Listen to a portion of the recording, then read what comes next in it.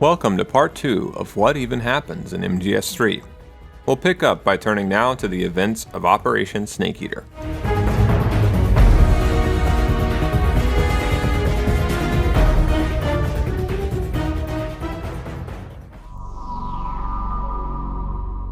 It's been a week since the events of the Virtuous mission. Now Snake has to destroy the Shagohod, defeat Volgin, and eliminate the Cobras, including, of course, the boss, in order to avoid all-out nuclear war between the United States and the Soviet Union. Along the way, you'll pair up with a fellow infiltrator that you think works for Khrushchev and the KGB, codenamed Eva. Snake has to make his way over miles of jungle and swampland, then ascend a mountain in order to reach the impregnable enemy stronghold Groznygrad.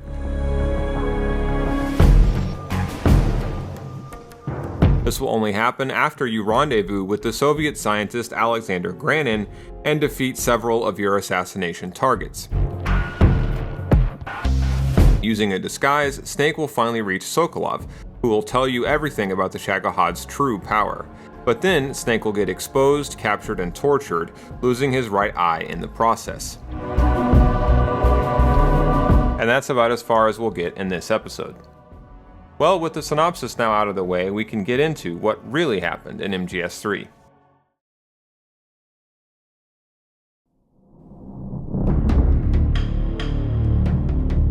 Operation Snake Eater begins over the Arctic Circle, unlike the Virtuous mission, when Snake entered Soviet territory through Pakistan.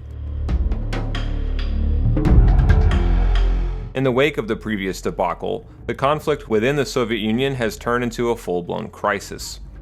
The CIA has been given 1 week to eliminate the boss and Volgin, or else Khrushchev will be deposed and the militants will retaliate against the US for the destruction of Sokolov's design bureau, triggering full-scale war. Khrushchev says nothing about the Shagohod or Sokolov, so it's possible that he believes both were wiped out with the rest of Sokolov's lab. It's also possible that the Shagohod project isn't the kind of thing for Khrushchev to just openly admit the existence of to the American president. Whatever the case, the strange situation has given Snake 2 sets of objectives, one for the Soviet government, the other for the CIA. For the Soviets, assassinate the Cobras, including the boss, as well as Colonel Volgin. For the CIA, rescue Sokolov and destroy the Shagohod. The West looks guilty because Fox's combat talon was picked up on Soviet radar right before Volgin's attack. Khrushchev can't afford to assist in this wet work mission because of what it would mean for his enemies to uncover evidence of him working with America. Especially if it was against Volgin, who after all is allied to the Brezhnev faction. Zero does say that you can expect some help in the field by one of 2 former NSA defectors, known as Adam and Eva, who work for the KGB. As I briefly mentioned last episode, the truth of this claim is something to be doubted. Adam has apparently infiltrated Volgin's unit, according to Zero, and he's waiting for you in the same abandoned factory you met with Sokolov. But who we find waiting for us first is none other than the boss. In the week in between missions, Snake's been hospitalized in what Zero calls one of the most advanced ICUs in the world. This ironically is to not only provide Snake with the best medical treatment, but for the Pentagon to keep him under lock and key while subjecting him to endless interrogations. The irony of the name Virtuous mission now becomes painfully clear. The operation has turned the boss into a symbol of badness, and now the Fox unit has to absolve themselves of the original sin of guilt by her association. Of course, Zero knows the mission to assassinate the boss will in all likelihood succeed because it is her mission to make sure that it does as well. The only question is if Snake can rise to the occasion, and in the process, become something of a different person. This whole debacle's a charade designed to catapult Unit Fox to the top of the food chain. Does this mean Fox is going to die? No. This Fox is still one step ahead of the Hounds. Zero's goal was to achieve a unity of thought and awareness. He believed that was what the boss wanted, and the rest of the Patriots followed his lead. The effects of this ruse we'll be seeing throughout the rest of the series, as Zero and his organization will come to replace the philosophers. In fact, speaking of coups, the boss is so beloved that there are members of the US military establishment, we're told, who are considering defecting along with her. There are even whispers that some of the less stalwart elements of the military might follow her example and defect themselves. I assume you're aware that since your last mission, several key figures within the CIA have been placed under house arrest. Yeah. The loss of the boss has been a painful one indeed. That's the power of her image. By defeating her and becoming her descendant, Snake will gain a similar level of hero worship, exactly as Zero plans. These events point to a real-world conflict of interests within the CIA's dual purposes between intelligence gathering and operations. For someone like Zero, why gather intel when you can shape events and trigger chain reactions yourself? As one early official in charge of the CIA said, "There's a risk the operational tail will wag the intelligence dog," and that's what's happening here. The CIA director has always frowned upon Fox, but if this mission succeeds, Fox will be added to the CIA as an official unit. I intend to make Fox the leader in special operations. And to that end, this mission must succeed. Right. And Zero's envisioning operations like this as the future of all warfare in the 21st century. Everything to come happens as a result of this mission, though as we'll see, not everything happens according to plan. If the times are a system, Zero strives to be their origin.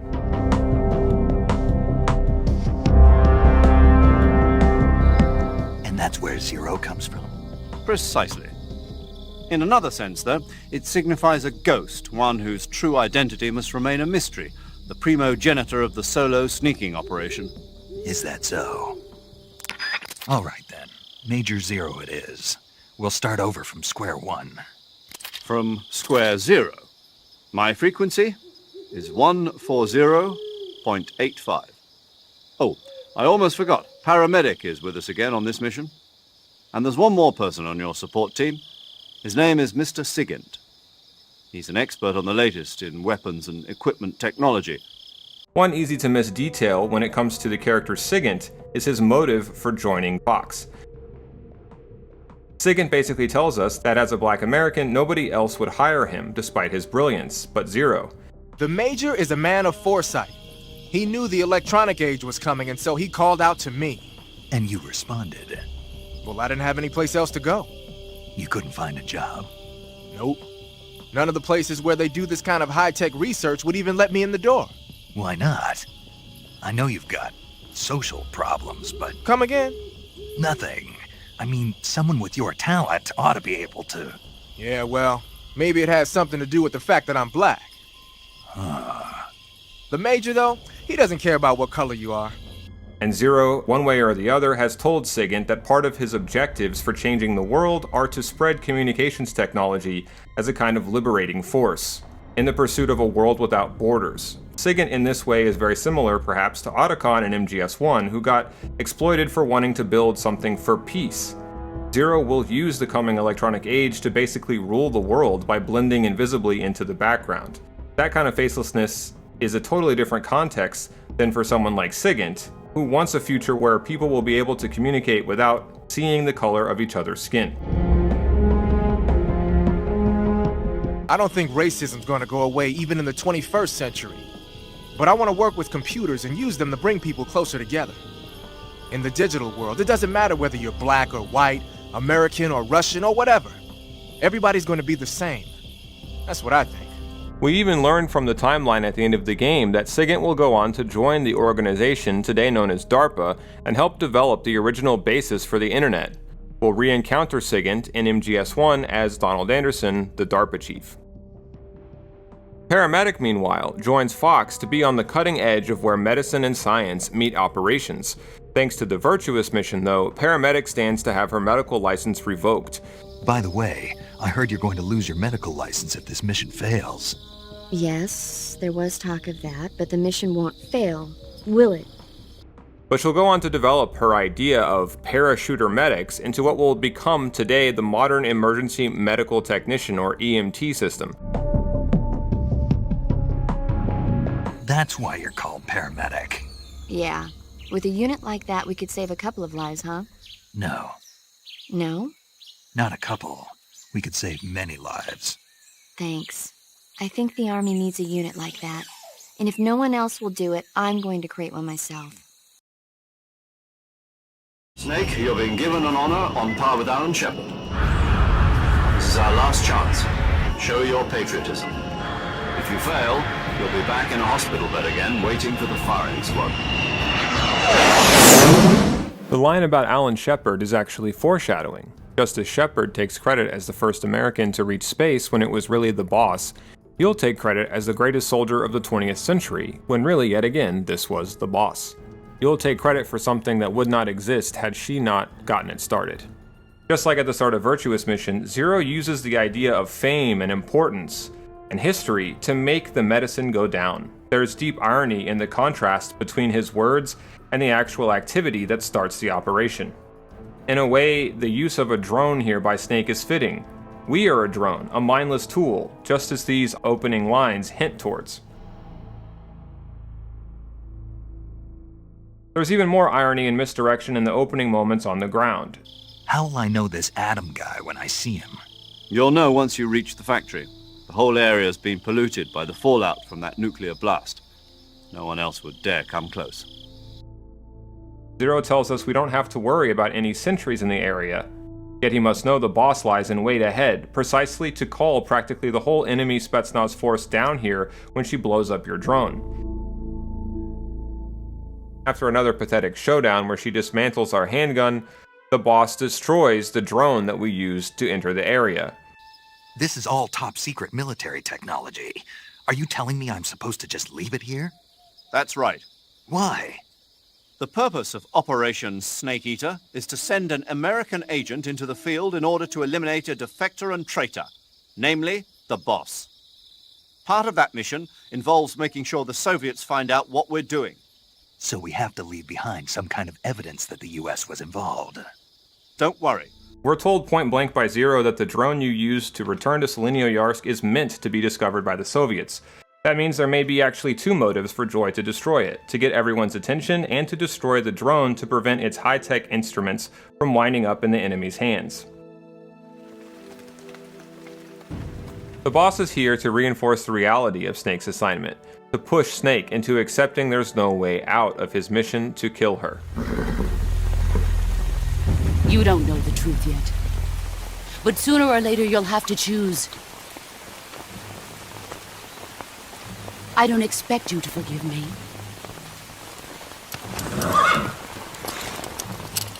But you can't defeat me either. You know me too well.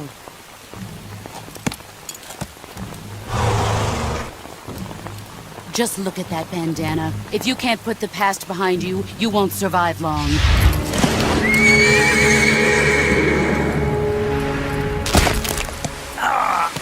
If we meet again, I'll kill you. I was ambushed by the boss. You were what? The drone's been shot to hell. It's up in flames. That's not good. Enemy scouts are going to come looking for you. Yeah, I know. But what was the boss doing here in the first place? There's got to be a leak somewhere. No, that's impossible. Zero pretends he has no idea how the boss learned enough to lie in wait for you, miles away from Groznygrad. We know the boss is laying in wait for us because we can actually hear her horse with the D-mic way in advance.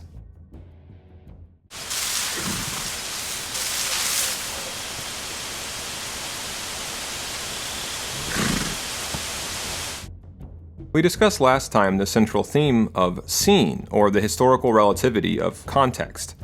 In a sense, we experience this directly by an unexpected avenue. The central game mechanic, the Camo system. The same colors or patterns that made you blend in a second ago, 1 second from now, may expose you, make you stand out.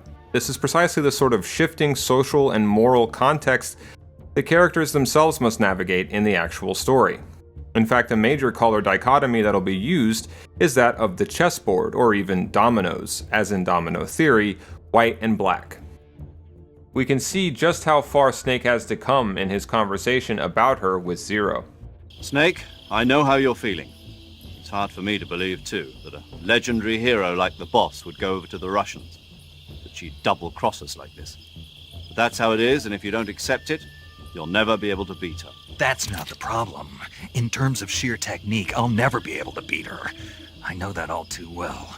You've got to do it, Snake. She's your enemy and your objective. Enemy? We were together for 10 years, and now you tell me she's my enemy? Enough. Hurry to the factory where Adam is waiting.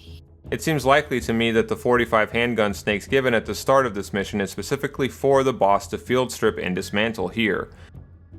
You've been equipped with a 45 for this mission. Be careful, it's noisy. I thought standard Fox procedure was procure on-site weapons acquisition. The circumstances are different this time. Suddenly, you're without any method of defending yourself, and you have to avoid the enemy entirely. This seems like a warm-up for the great escape you'll have to make out of Groznygrad. Once Snake reaches the abandoned industrial zone, we encounter for the first time in person the spy we'll know by the cryptonym Eva. Eva says that Adam, the contact you were told to expect, is a no-show, yet she doesn't know the right response to the code phrase, "Who are the Patriots?" The entire story Zero feeds you about the undercover KGB officers is most likely untrue. But if it is a fake story, it's also been fed to Eva, who uses it to pose undercover as a KGB spy. Eva and Snake will play a delicate game of spy versus spy that in the grand scheme of things seems designed to leave Snake disillusioned, and that will be crucial to his transformation over the game. Not that Eva will realize it. In fact, for a lot of the game, she thinks that she's going to have to kill you by the end. But somewhere along the way, she gets attached, not only to Snake, but more importantly, to the boss. The boss effectively flips Eva over to Zero's side. Even though Eva will still end up trying to fulfill her secret mission for China, she'll become loyal by the end to the boss, and go on to be one of the founding members of the Patriots. Like virtually every character in the game, Eva will be forever changed by Joy and her devotion, her sacrifice. There's a religious quality to the events of the game, and Joy is more or less its messiah figure, to be sure. Again and again, we're being tested, we're being taught how to psychologically adapt, by being thrust into situations where we're told one thing only to unnervingly encounter the opposite. This may partially explain the codename Naked Snake. We're being stripped down to nothing, only to be remade again in our maker's image. Major, what about my codename? You mean Naked Snake? Yeah, what does it mean? It's because snakes slither through the grass unnoticed to those around them. No, I mean the naked part. It means without embellishment, devoid of a specified quality. In other words, basic. And the procedure used for this mission will represent the modus operandi of Fox for future missions. In other words, the essence of Fox, naked and pure. Exactly, and there's the fact that you went in practically naked. No weapons, no equipment. I see.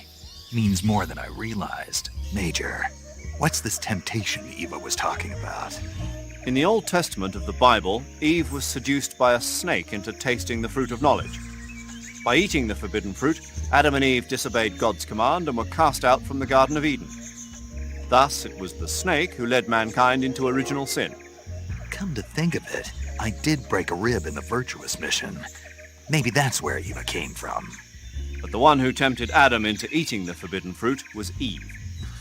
You may be working together, but she's still a KGB operative. Don't let your guard down. I don't intend to.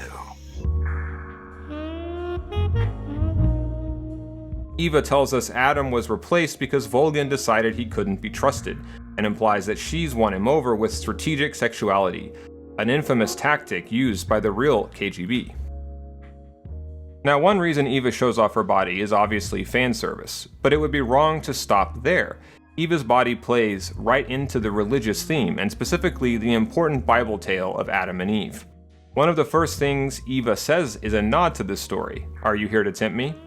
In the story, the devil seduces Eve into defecting against God, so to speak, by tempting her to eat an apple from the tree of the knowledge of good and evil. In a way, this too is a story about intelligence. Once Eve then convinces Adam, the first man, to do the same, humanity, with the taste of that apple, becomes aware of its own sinful nudity and gets cast out of Eden in the origin story of original sin.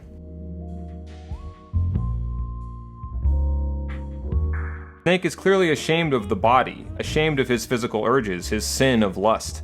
No, not in any religious sense. Snake just isn't used to being around such a woman. Yet Eva is sexually liberated, as a nod perhaps to the coming changing times during the 1960s in the West. Another hint that Snake is somewhat antiquated when it comes to sexual mores happens when Eva has to explain to him in an optional radio conversation that Volgin and Rykov are lovers. Treated as the same rank, Yeah, even though he's a major. right. Why? You don't know? No. Even after seeing that photo? Nope. Has anyone ever told you you're a bit slow? What are you talking about? Snake can only perv out on Eva secretly at first, because he's been raised to think according to a very limiting set of virtues. He's also been somewhat jaded by the boss's betrayal. He doesn't know who or what to believe. Yet his instincts attract him to Eva, tell him there's no doubting that she'd feel good to touch, to get to know, physically. So Snake's being bombarded with Eva's body, and it's very much part of the story and themes. It gives him even more of an internal struggle for Zero to exploit. Not to mention Eva to exploit. It's important to try and forget for a while that we know Eva isn't actually KGB. That makes her purpose here at the start easier to understand.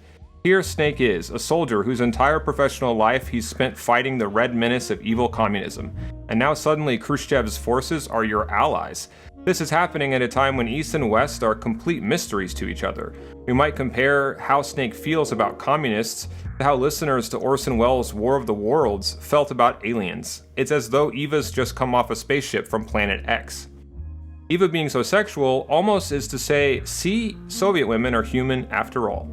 This helps Snake come around to the idea no enemy is absolute, yet the same is also true of friends. The same beautiful and capable spy who steals your heart might only be doing so to stab you in the back. This atmosphere can change on a dime, and that's what Snake is meant to learn how to acclimate to.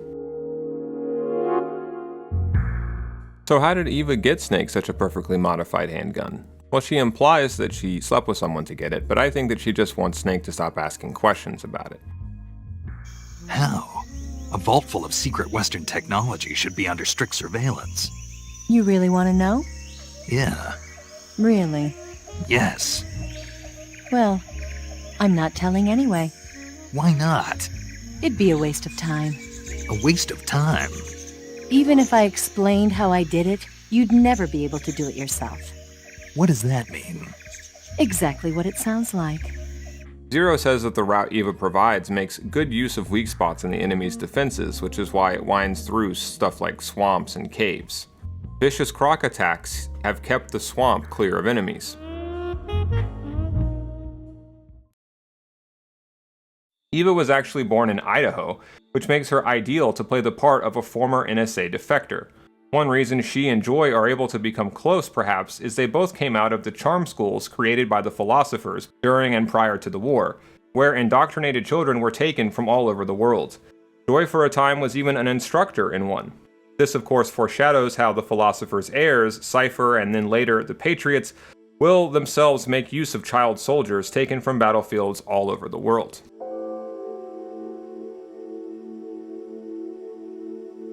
One easily missed detail in Snake Eater is found by unlocking Eva's second photograph. Portraying her at a much younger age, the schoolgirl uniform she's wearing strongly resembles the one that Paz will be wearing in Peace Walker. It's likely then that this picture was taken at one of the philosopher's charm schools, where we'll learn at the end of the game that Eva was raised. The Chinese get involved because a few years before, the Soviets stopped supplying them with research materials to finish their own nuclear bomb. Now, someone at a very high level within the KGB must have leaked a trove of intel to China for Eva to know what she knows. Eva changes the subject away from her Shanxi pistol's nation of origin to its rarity and expense, to dodge Snake sniffing out her true identity. The tranquilizer pistol that she provides is actually the same one the boss disarmed Snake of at the end of Virtuous Mission. Eva also provides you with the scientist disguise you'll use to infiltrate the Granin Design Bureau and directions on how to get there. But Snake first has to get some rest. It's then we see Eva contacting her real bosses in China over a two-way radio.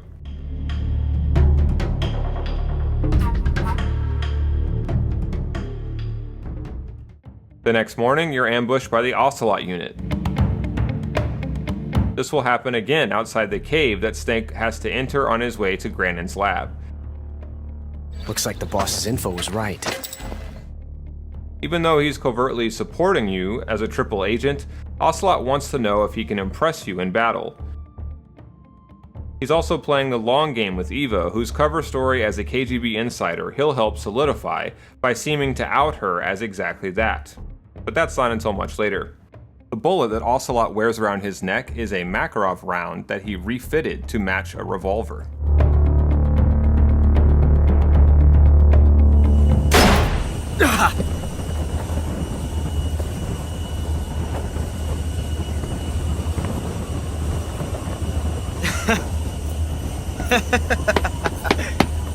It's a blank. And the Soviets still haven't discovered my true identity.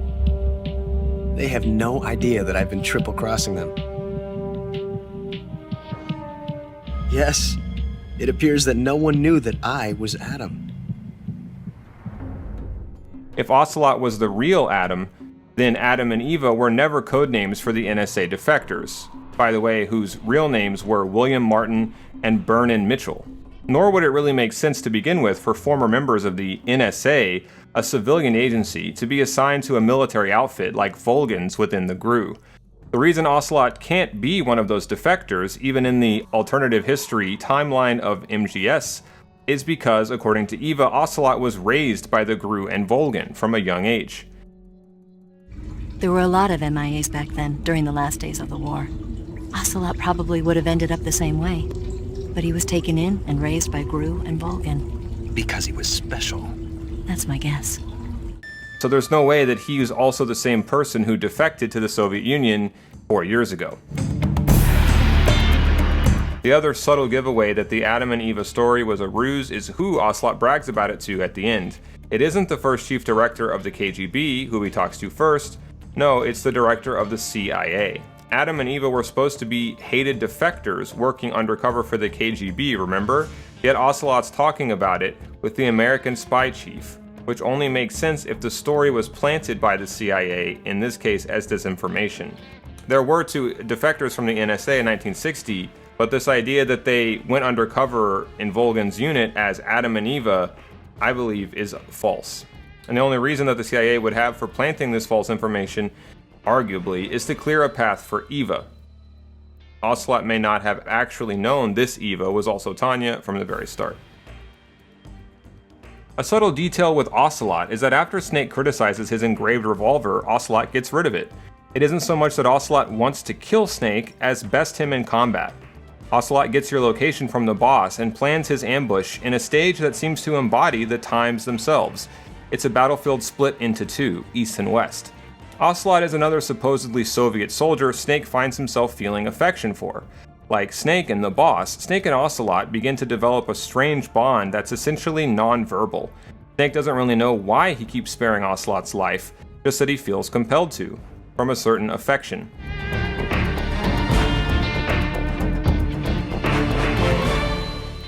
These hornets won't go away. The Hornets?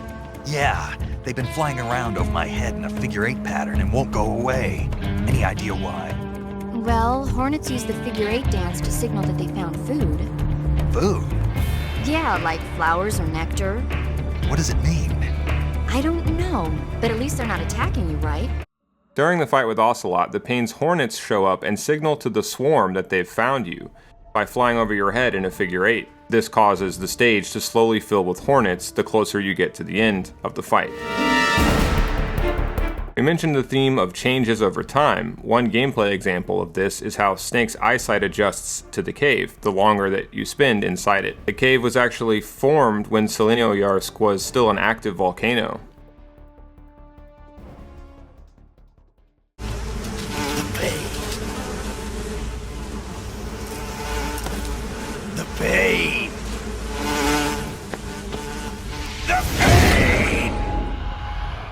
After beating the pain and moving through the mangrove swamp, you come across Volgin and his retinue moving Sokolov from where you're expecting to rescue him, Granin's lab.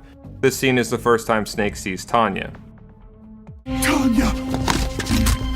It seems that Eva, aka Tanya, has formed some connection with Sokolov, who will eventually provide her with a copy of the Shagohod's test data, thinking that she's KGB. Even here, it's clear they've established some sort of working relationship, tricking us into buying the cover story that Tanya is Sokolov's lover. Night has fallen. Snake's almost been in the field for 24 hours. It's now August 31st. What's easy to miss here is the subtle exchange between Joy and her son, Ocelot. It seems as though the same risky behavior that Ocelot just exhibited by playing Russian roulette with Sokolov also describes his risky confrontations with Snake. Joy takes his gun like a kid's toy and only gives it back with the silent understanding Ocelot can't keep trying to have his little rematches with Snake, because it risks interfering with the mission. Little unspoken moments like these are why I've suspected all along that Ocelot knows the boss is his mother. They just seem to have a mother-son bond. But I should point out that this isn't the only valid interpretation. At the very least, Ocelot has been raised since birth to work as a spy for the American philosophers. Whether he knows the truth for sure is impossible to prove, and it may in the end be immaterial. The point is that Ocelot and the boss are both undercover American operatives, whether or not he knows their true connection. Ocelot slinks off. Meanwhile, the boss tells Volgin that the pain is dead, which infuriates him. Volgin is starting to become aware that Snake must be getting outside help, and he suspects, as he's meant to, the forces of Khrushchev. The KGB will continue to provide everyone with the necessary scapegoat to conceal it's actually the Chinese and American philosophers Volgin has to worry about. The boss tells Volgin the Cobras will surely deal with Snake before the final Shagohod tests. It's to prepare for this test that Sokolov is now being moved to Groznygrad, the fortress in the mountains. But we won't find that out for a little while. Zero actually misleads you by concluding Sokolov was caught trying to escape from Granin's lab. Ironically, moving from the lab is the last thing that Sokolov wants to do. Major, Sokolov's been hauled off. Yes, they probably caught him trying to escape from the lab.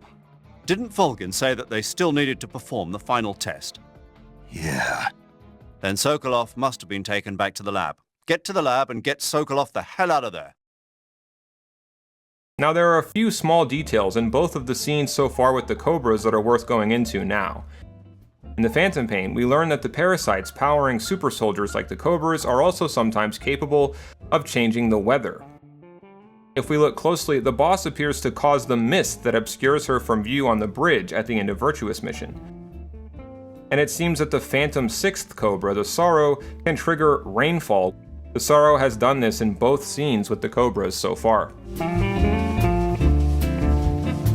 Snake thinks that they're taking Sokolov back to Granin's lab, which is why we continue on to that lab, even though Sokolov is being taken in the opposite direction, towards Groznygrad. So why does Volgin superstitiously say Kuwabara every time there's a rainstorm? Well, this is a reference to Japanese culture, specifically to the legendary scholar, poet, and political actor who supposedly became a yokai, or spirit creature, named Fujiwara no Michizane. To quote from yokai.com, Michizane fell from grace and lived a thankless life of hard work. Following his death, a series of natural disasters, from plague to drought, befell the city that he had loved and been exiled from, Kyoto. His rival died, and the entire family of the emperor who had banished and demoted him did too. When a huge lightning bolt struck, a number of officials who were involved in his exile were killed in a subsequent fire. Supposedly this led everyone in Kyoto to believe that Michizane had become a vengeful thunder god. Though many of Japan's provinces were plagued by lightning storms at this time, only one never seemed to suffer from them, the Kuwabara region. Since this story became a legend, superstitious Japanese people have said Kuwabara to ward off lightning. After the warehouse, we come across the first area in Granin's territory, Granin Gorky South. Environmental storytelling conveys that some of the scientists forced to work for Volgin in Granin's facility have tried to escape, necessitating the booby traps that fill this area. This is a nod to the real-world Sharashkas or OKBs of the Soviet Union, where the relationship between researchers and the state often changed in an instant from bodyguard to executioner. With a single word, the same soldier that had served as your guard might be ordered to shoot you dead. Such was the atmosphere of suspicion, double crosses, and devotion to ideological orthodoxy that epitomized the Cold War. Actually, the traps in the forest, it turns out, are themselves also part of advanced research and development. Soon enough, the Cold War will be playing out via proxy wars in underdeveloped post-colonial regions like Indochina and Central Africa. These traps have been designed for just such regions, where the Soviets will trick impoverished militants into fighting their imperialistic wars for them. More environmental storytelling occurs inside Granin's lab. We know it's been converted from a prison because holding cells still remain on the lower levels there. This all serves as a metaphor for one of the central themes of the game, exploitation. Whether it's rocket scientists or career soldiers, Snake Eater is full of talented, brilliant specialists getting used and then thrown away. The only option for them is often just to adapt, like the boss has. This we see indirectly hinted at here by the region's rabbits, who've been exposed to the fear's venom so many times in field testing that they've become immune. I could spend an entire video just tracing the supply lines that serve as the arteries for Selenoyarsk's infrastructure, all of which we encounter purely through environments, but that's for another time. When you meet Granin, he's drinking away his sorrows. Volgin has decided to redirect funding to Sokolov's Shagohod instead of to Granin's Metal Gear project. So Granin decides in return to betray Volgin and help you defeat him. Granin achieved prestige not only for his participation in the Second World War, but for creating one of the original so-called Scud missiles, the SS-1C. These are short-range ballistic missiles that will achieve notoriety in small-scale regional conflicts throughout the late 20th century.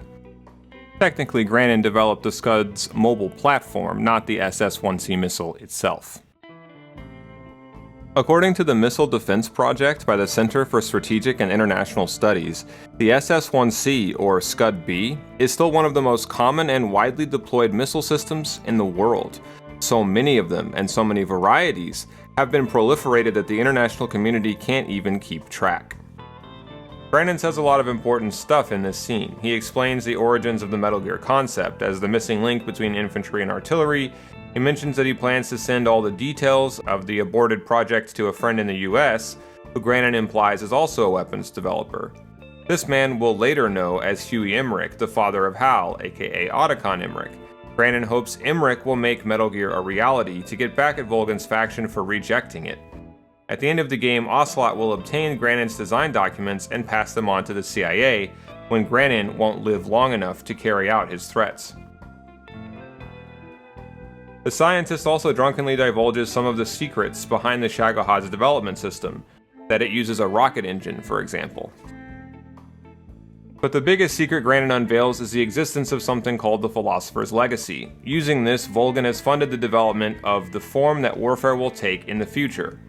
He's got the power to write tomorrow's history well in advance with the Legacy, and he's left Granin out. But of course, we playing this already know it will be Granin, not Sokolov, whose weapon platforms will truly survive these events. The revelation of its existence begins to expose us to the truth about what really goes on behind the scenes in the Metal Gear Solid universe. Events are shaped by people totally outside the rules, outside the public's awareness, people like Zero. The Philosophers were a criminal private organization who ran the world through crime and power-mongering. Their greed and sneakiness has torn them apart, yet still, no one can really oppose them without sinking to their level, without becoming one of them too. All of Volgin's army's cutting-edge weapons and gear, like the flying platforms and the Hind gunships, have been bought with the Philosopher's Legacy. A lot of the gear you find in Selenoyarsk is American. These weapons the Soviets captured on the battlefields of Vietnam, which is rapidly turning from a proxy war to a full-blown American conflict. They've been sent back here for studying. We find out that Volgin's forces use the M37 shotgun for jungle warfare based on the tactics and the weaponry that the SAS had used in the Malayan emergency. There's something similar with the presence of the experimental stun grenade in Selenoyarsk, which Sigint tells us is based on an SAS prototype as well. The Soviet flying platforms were created off stolen research from an aborted American project that couldn't make it past field testing in the 1950s. Actually, the game jokingly implies that Snake originated the term hind. They must be doing field tests on the initial prototype. A next-generation chopper that's a little smaller than the hip. Maybe we should call it a hind. Not bad. It's cool with me. Then it's settled. We'll refer to that new type helicopter as a hind from now on. Granin is the epitome of non-virtuousness. He's conniving, prideful, amoral, greedy, envious, lustful, and even a drunk. Yet he understands the world much better than Snake does. This meeting is really a first confrontation with the utter amorality of our mission and this world it's playing out in. Granin, imprisoned in his own honorary museum and research bureau, thinks he can outmaneuver the powers that be. Soon enough, he winds up as just another dead scientist, another expired pawn in their never-ending game. Notice how Granin's reasoning for betraying Volgin will come back to sting us in the end. Why are you helping me? Unlike Sokolov, the thought of defecting has never once crossed my mind. I love my country. I wish to remain a hero of the great motherland. Granin wants to remain a hero in the eyes of his countrymen, not unlike Snake, who's embarked on this dirty assassination mission beneath the honor of a soldier to redeem his name and that of his unit. By the end, we'll learn the title Big Boss actually drips with venomous irony. We are only above the boss in terms of our disloyalty. The name is a kind of punishment, preserving Snake's guilt and sense of loss. By killing her, Snake will feel as though in the end it is he who betrays her, not the other way around. Brandon jokes that one of the reasons he'll help Snake is for complimenting his shoes. These shoes were a gift from Tanya, aka Eva, and when Volgin finds the tracking device she's concealed inside them, he'll torture Granin to death trying to get him to talk. Now next, Snake gets ambushed again, this time by the Fear. It seems as though each of the Cobras are not only testing your abilities and preparing you for the fight against the boss, they're giving you first-hand experience with the emotions that they bring into battle. I will guide you to a world of anguish beyond your imagination! The boss's apprentice.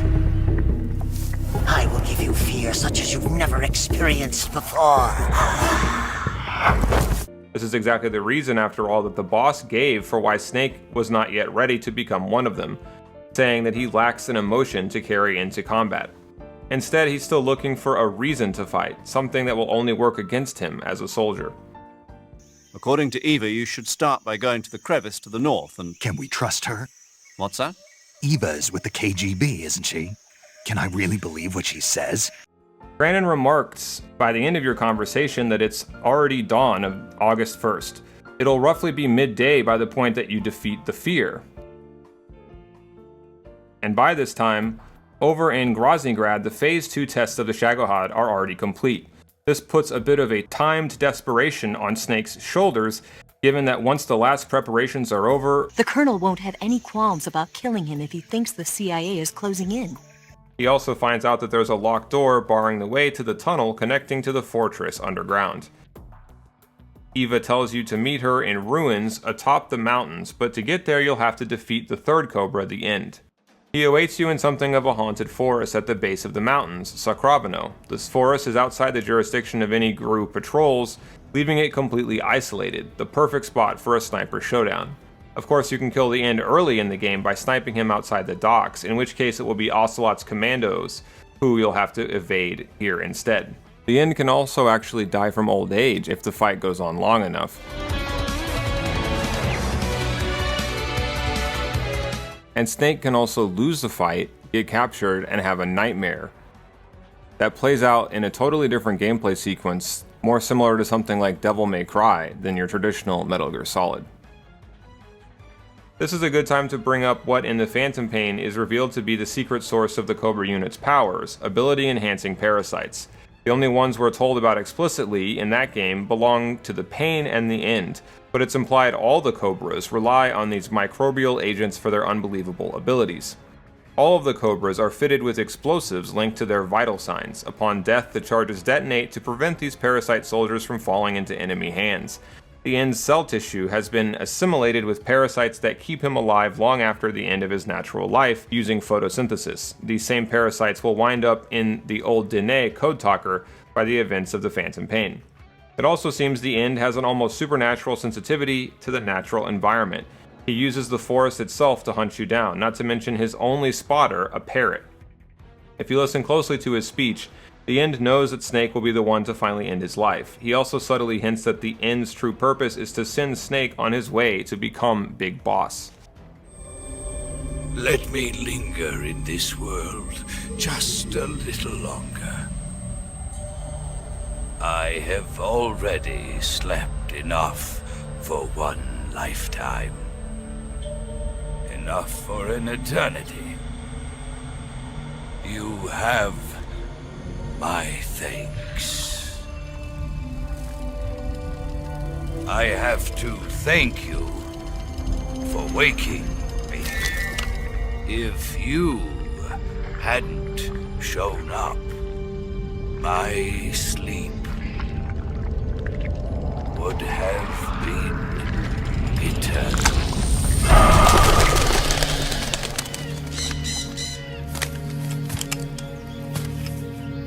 Do you hear me, Snake?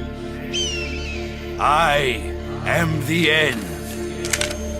I am here to send you to your ultimate fate. You'll make a fine quarry for my final hunt.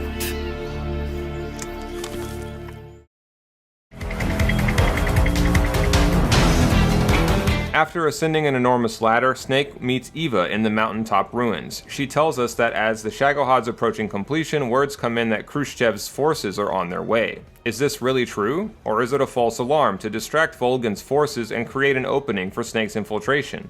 It's never really made clear. The only time Khrushchev's forces actually show up, it's almost to bomb you and the boss to hell at the very end. When you meet up with Eva, Snake spots a scar on her abdomen that may hint towards a former pregnancy. The philosophers have a thing about abducting children, so it may be that Eva's kid, if they exist at all, was taken from her upon birth. But that's pure speculation. At any rate, one day she'll serve as the surrogate mother for Snake's clones, and this may be in fact a nod to that. Whatever the truth about this scar, we're never told directly. Paramedic even hints at one point they're already thinking of cloning Snake once the technology is ready. My genes are going to be a valuable commodity. Exactly. They'd never let that happen. Just think, even if your body dies, you survive and go on to bigger and better accomplishments. If you think about it, it's kind of an honor. To get to Sokolov, Snake will have to steal the identity of a certain Volgan associate, Major Ivan Rykov. Good thing a face mask and his exact visage was created by your unit's whiz-kid, Sigint, way in advance. This was for an operation that got aborted before it got underway. It's next we see from our vantage point overlooking the fortress that Granin has been killed. Volgan knows there's a spy, and Ocelot's virtuous facade serves as the perfect cover for the fact that there's not only one, but actually 3 spies in Volgan's midst: Ocelot, Eva, and the boss. Volgan mentions the high-tech plastic explosive C3 has been stolen from the fortress. It's been stolen by Eva, who won't give us any until the time is right. The boss then shows up and announces that both the Fear and the End are dead. She also tells Volgan that you aren't just after Sokolov, you're also, according to her, after the Philosopher's legacy. Not even Snake has realized yet that recovering the legacy is one of his real objectives in this mission. Ironically, the boss pretends that she's so distressed by your successes, she's decided to run and get the Davy Crockett. At the very end of the game, we'll hear Ocelot say that she'll use it to nuke Groznygrad. The boss makes sure the Groznygrad forces know you're coming to step up the difficulty of your test for the next level. The boss is looking in your direction in this scene as well. She knows that you're here just like back at the warehouse. What we won't find out until Snake is in Volgan's torture room is that during the CQC session at the very start of Operation Snake Eater, the boss planted a transmitter on Snake's body. After defeating the last Cobra, the Fury, and masquerading as Rykov, Snake finally tracks down Sokolov inside Groznygrad. It's here, just beforehand, we see him give Eva the Shagohod's test data. Sokolov explains that the Shagohod fires a medium-range ballistic missile in a way that gives it the range of an intercontinental ballistic missile, by initializing the first rocket launch stage itself at a speed of over 300 miles per hour. This extends the platform's range to 6,000 miles, putting the US right in the line of fire without the need for any MRBM platforms in Cuba. Using the Philosopher's Legacy, Volgin intends to mass-produce the Shagohod and export it to not only Eastern Bloc countries but to armies and insurgents without nations around the world. The careful balance of mutually assured destruction between East and West would then collapse, as one small group could use a Shagohod to nuke its local or regional rival without any involvement of the West or the East. The end of mutually assured destruction would in turn make localized nuclear strikes routine. They would no longer need involve either superpower. And just like that, the delicate balance of nuclear terror would disintegrate, the superpower's nuclear deterrence would become powerless, and the future would bring war without end all over the world. Though no nuclear weapons have been used since World War II to date, the irony of Volgin's plan is it does very much resemble the status quo in the current post-Cold War 21st century. If India or Pakistan, both of them nuclear powers, for example, were to bomb the other, it would not, unlike during the days of the Cold War, trigger a chain reaction of mutually assured destruction. But for that very reason, the risks of a localized nuclear attack like this have never been greater. All that can be stopped here if you destroy Volgin's prototype now. But surprisingly, Sokolov no longer has any interest in defecting to the West. Though he does miss his family and he's stayed faithful to them, he's realized the Americans too will just use him as another pawn. Volgin's plan to challenge the status quo is the only aspect of his insurrection with any real potential to do damage. Gradually throughout the MGS saga, this plan will evolve from a threat to an integral aspect of how Cypher will maintain world balance. But instead of using something like the Shagohod, it'll be private military forces that will become their weapon of mass production. Using them, Zero and Cypher will transition the world to a digital future, one without borders where war will change and lose its substance entirely. But all that will only happen once Big Boss and Zero have a falling out and become enemies, opposing factions who both believe that only they truly understand the boss's will. The way the Shagohod can function as an ICBM platform without the need for actual ICBMs makes it somewhat detection-proof insofar as its missiles only become functional ICBMs when fired. For the rest of the time, they're IRBMs. This will go on to perhaps inspire Skullface's method of proliferation that evades detection, using metallic archaea, and later the stealth nuclear payload used by Metal Gear Rex.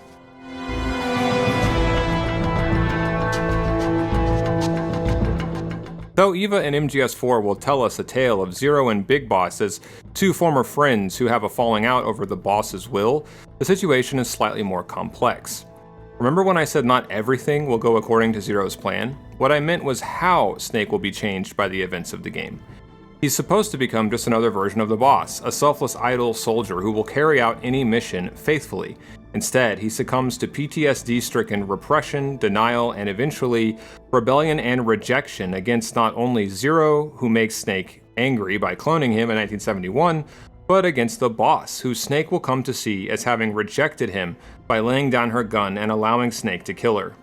But most of that will have to wait until we cover Peace Walker.